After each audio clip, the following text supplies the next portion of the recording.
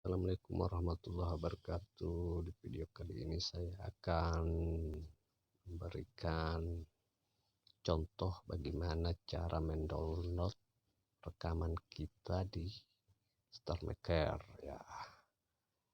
Jadi aplikasi yang perlu kita sediakan ya tentunya aplikasi StarMaker ya. Ini. Terus yang kedua aplikasi download StarMaker kayak yang ini, sing download ya. Ini. Oke, kita langsung saja. Pertama-tama kita buka aplikasi StarMaker. Ya, seperti ini. Oke, kemudian kita buka profil kita. Ya, profil kita seperti ini ya.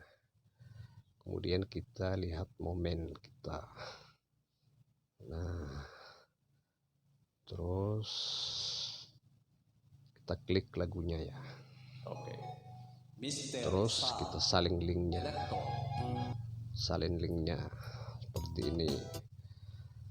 Setelah itu kita tutup StarMaker, langsung kita ke aplikasi download ya. Ini secara otomatis link tadi akan tertempel di sini.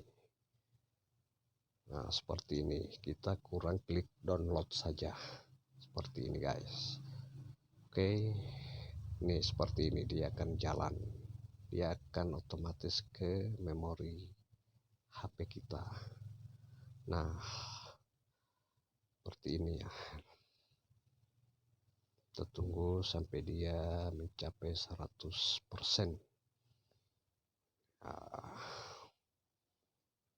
Oke, beginilah caranya ya.